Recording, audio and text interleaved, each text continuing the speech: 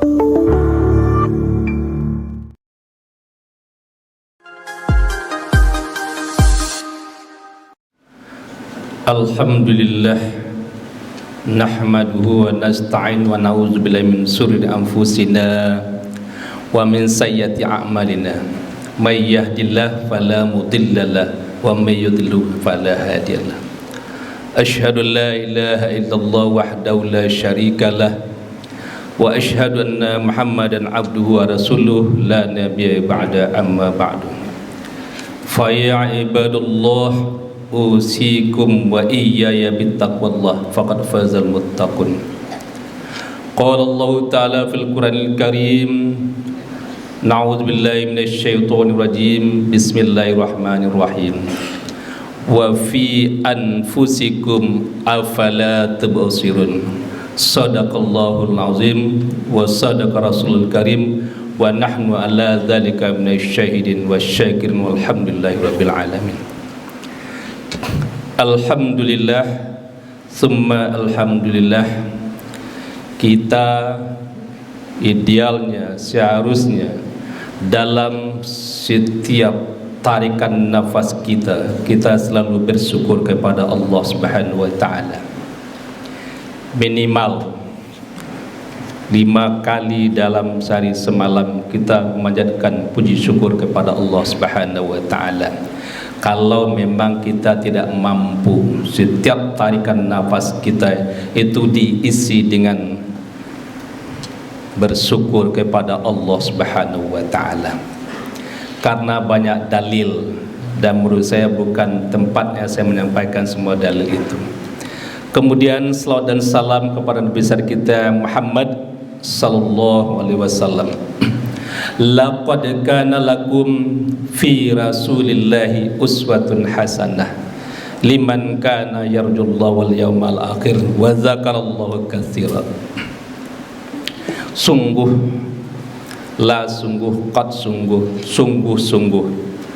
Allah tidak main-main. Kana lakum, ada bagimu Nabi Muhammad itu adalah uswatun hasanah, contoh ikutan, teladan, prototipe ideal manusia yang memang pantas selayaknya kita jadikan panutan dalam hidup dan kehidupan ini. Mulai dari kita bangun dari tidur sampai kembali tidur, dan Nabi adalah contoh terbaik untuk itu.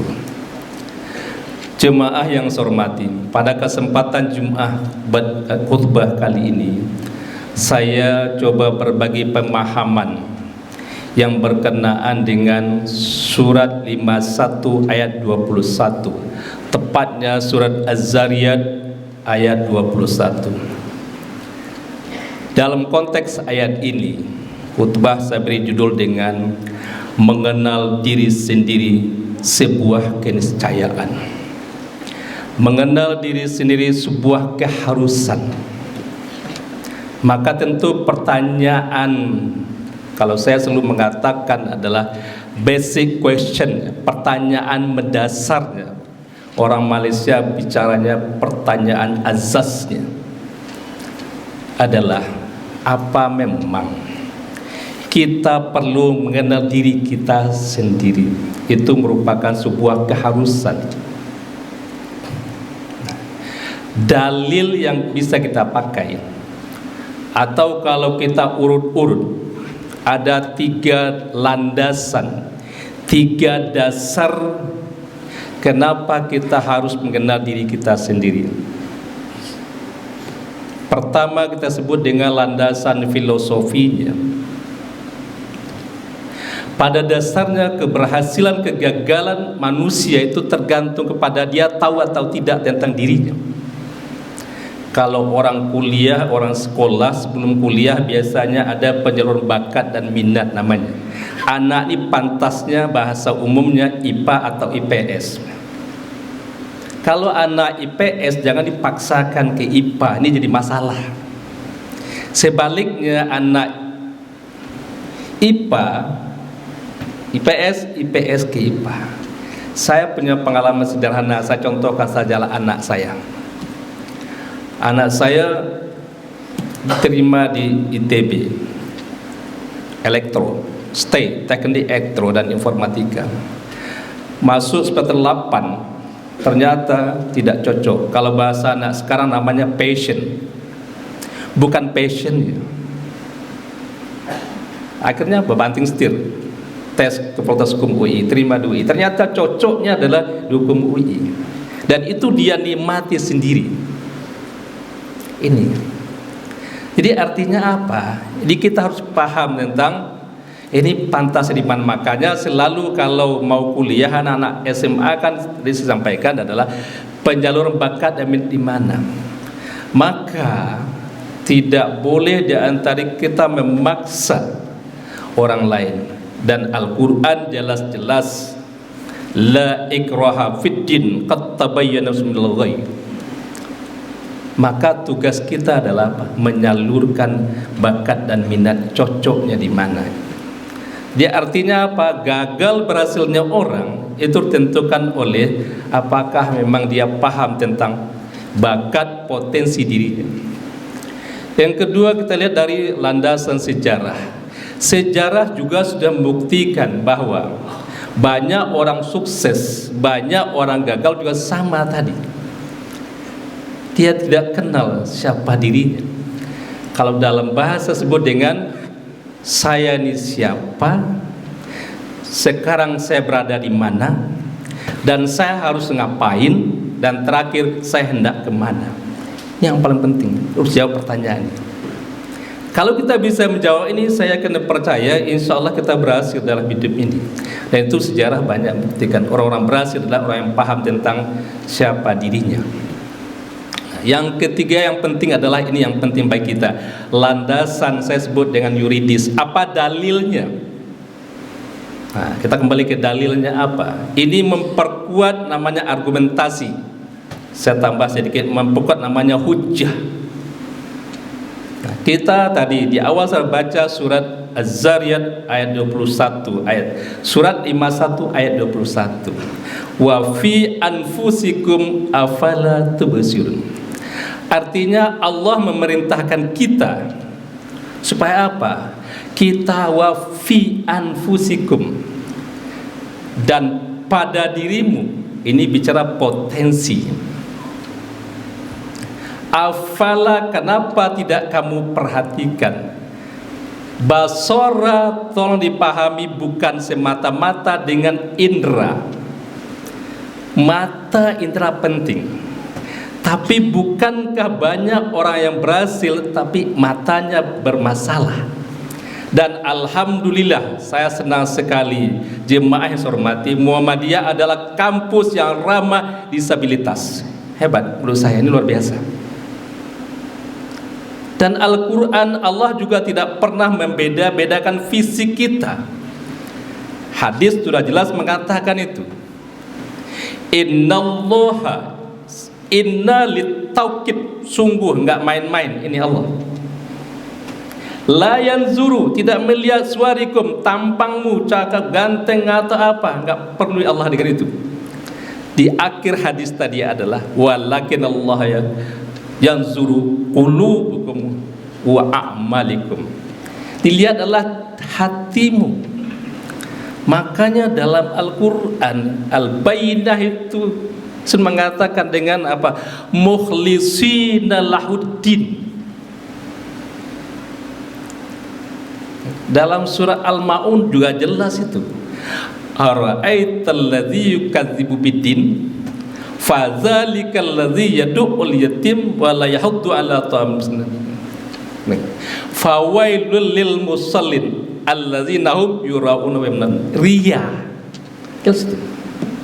Oke, kembali kita tadi. Jadi, tentu yang perlu kita pertanyakan lagi, apa yang mau kita lihat pada diri kita ini? Itu yang paling penting. Saya coba membagi dua saja secara garis besar. Ada fisik, ada non fisik. Contoh fisik sederhana yang perlu kita belajar dari diri kita adalah dari tangan. Kul kal yadain wala takun kal ainain. Adalah kamu, kata Allah, kata Nabi, kun kaliyadain, adalah seperti dua tangan. Alhamdulillah semua kita dikasih tangan yang bagus oleh Allah, dan dua. Coba kita belajar dari tangan. Coba kita analisis, kita kaji tangan kita. Ini berbagai perspektif bisa digunakan. Mau kedokteran silahkan, mau orang sosial silahkan. Saya lihat dari perspektif sosial saja. Kalau tangan kanan sakit, menurut saya otomatis tangan kiri membantu tangan kanan itu. Ada yang luka atau apa gitu, pasti kiri tidak diberi apa-apa, tidak diberi perintah, apalagi pakai SK, nggak ada itu. Iya, ada surat tugas segala macam, nggak ada itu. Maaf, kita kadang-kadang kan nunggu surat tugas, ada SK enggak? Kenapa? Ada implikasinya, sehingga Pak Rektor pusing ya, bikin SK gitu, surat tugas.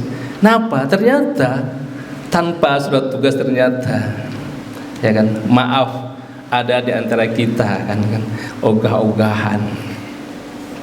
Kenapa? Karena surat tugas SK itu ada implikasinya ternyata. Ya, Anda kembali ke tadi mau cleansing tangan, sederhana saja. Apa message, apa pesannya? Pesannya adalah kayak kita, jadilah kita ini manusia yang saling tata'awanu al-birri wat taqwa wala tata'awanu al-udwi wala tata'awanu, larang tuh, bil ismi wal udwan, gak boleh. Jadi tata'awan, saling bantu membantu. Oke, tuh yang kalau kita bahas panjang sekali, jemaah hormati. Poin kesimpulan yang pertama adalah belajar kita dari fisik kita jadikan. Kalau orang kedokteran pasti yakin dan percaya. Saya tadi coba lihat tentang anatomi tubuh manusia. Di dalam tubuh kita ini luar biasa. Maaf, saya ketika belajar di kampung katanya begini, sakit itu sebenarnya bukan di luar, sakit itu di dalam. Tuh, jiwain. Jadi kalau ada persoalan sakit, masalah, tolong perbaiki jiwanya. Ini karena jiwa itu adalah sentral dari visi kita ini yang menentukan. Nah, kalau orang kampung lagi ini pengajiannya dalam sekali, setahu saya. Ini dibawa kemana-mana ini. Mau ilmu batin atau ilmu apa, ya dibawa kemana-mana. Bentar ya. Tapi saya nggak bisa untuk itu. Saya hanya sederhana saja, karena saya tidak mendalam tentang batin-batin itu. Minimal dari perspektif kedokteran sederhana tadi, ada berjantung dalam kita ini, teman-teman. Oke.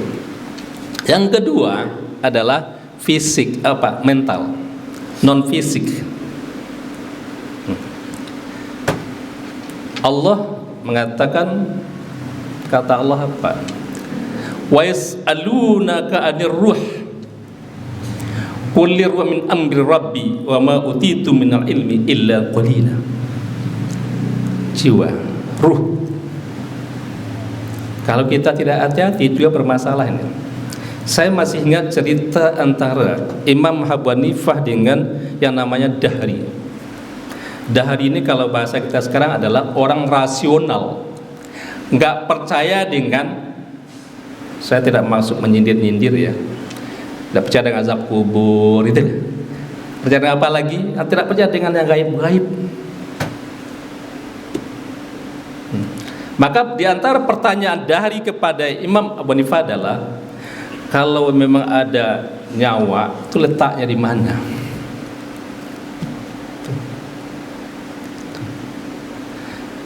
Oke, di proses pencarian Tuhan. Jadi Imam Abu Hanifah mau sebalik, Dahri nanya ke Imam Abu Hanifah, kalau Tuhan itu ada, Tuhan itu di mana? Terbalik tadi, di mana ada Tuhan? Oleh Imam Abu Hanifah dibalik pertanyaannya. Tuhan yang terhormat, Tuhan punya nyawa kan, punya ruh, punya. Sekarang saya tanya, adanya di mana itu jiwa itu? Apakah di kepala, di tangan, atau apa? Jadi bahasa sayanya adalah, Di tubuh kita ini ada dua potensi tadi.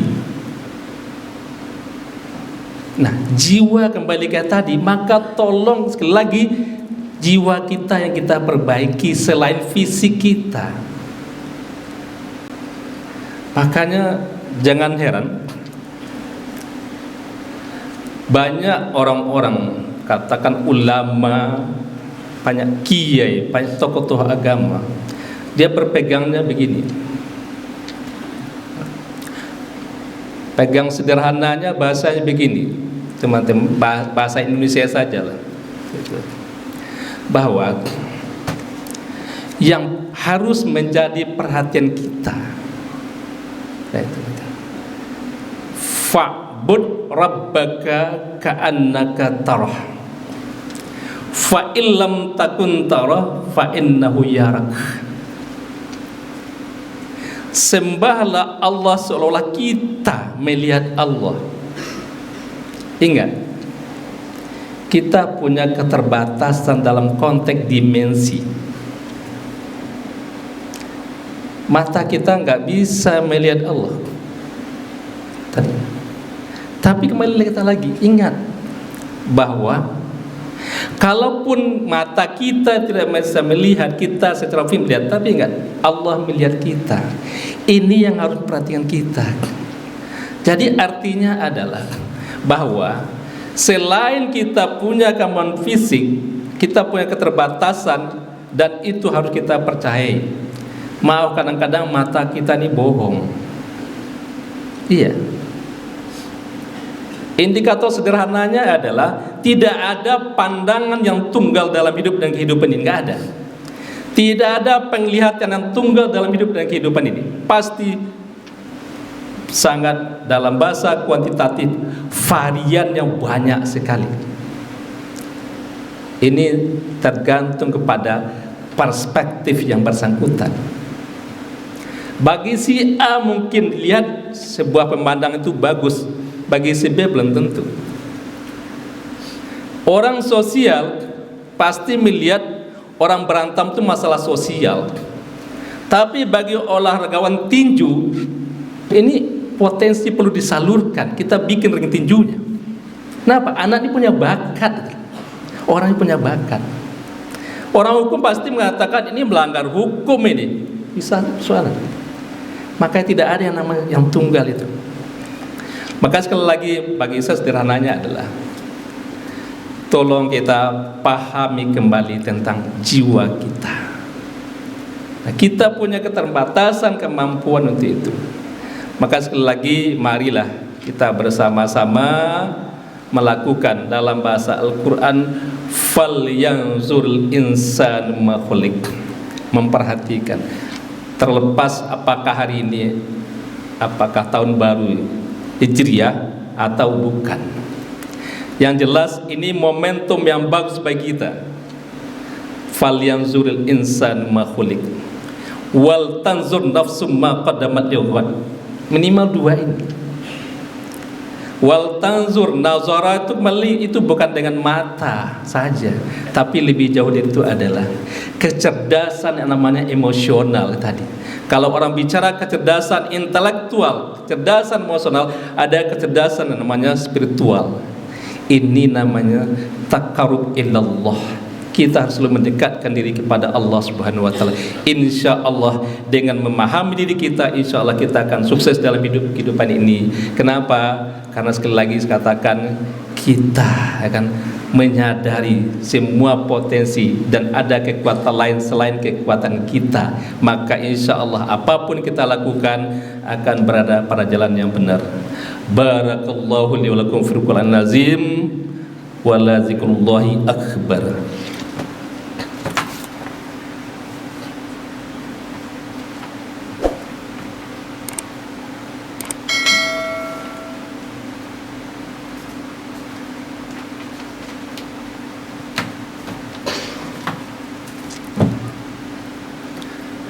Alhamdulillah, alhamdulillahirabbil alamin, wassalatu wassalamu ala asyrafil anbiya'i wal mursalin sayyidina Muhammadin wa ala alihi washabihi ajmain. Amma ba'du, fa ya ibadullah ittaqullaha haqqa tuqatih wa la tamutunna illa wa antum muslimun. Qala Allah ta'ala fil Qur'anil Karim, na'udzubillahi minasyaitonir rajim, bismillahirrahmanirrahim. Wal tanzur nafsum ma qaddamat lighad wattaqullaha innallaha khabirum ma ta'malun. Shadaqallahul azim. Pada khutbah kedua ini mari kita bermunajah, berdoa kepada Allah Subhanahu wa taala. Mudah-mudahan kita termasuk orang yang paham, kita yang mengerti, kita yang dalam bahasa sederhana tadi adalah wa fi anfusikum afala tubsirun. Kita adalah orang-orang yang belajar dari diri kita sendiri, baik dalam bentuk fisik maupun non fisik. Astaghfirullahaladzim, astaghfirullahaladzim. Alhamdulillahirabbil alamin. Wal aqibatu lil muttaqin wala udwana illa 'alal zalimin. Allahumma shalli ala sayyidina Muhammad fil awwalin wal akhirin wa jalla tabaraka wa ta'ala sadati rasul ajmain. Allahumma ighfir lana dzunubana wa li walidina warhamhum kama rabbawna shighara. Allahumma ighfir lil muslimina wal muslimat wal mu'minina wal mu'minat al ahya'i minhum innaka samiun qarib mujib wa ya qadil hajat. Rabbana zalamna anfusana wa illam taghfir lana wa tarhamna lanakunanna minal khasirin. Rabbana atina fid dunya hasanah wa fil akhirati hasanah wa qina azabannar wa qina azabad dunya wa qina azabal qabri wa qina azabal mahsyar wa qina azabal yaumil qiyamah. Wa sallallahu ala alihi wasallam. Alhamdulillahirabbil alamin. Wa la zikrullahi akbar. Aqimis shalah.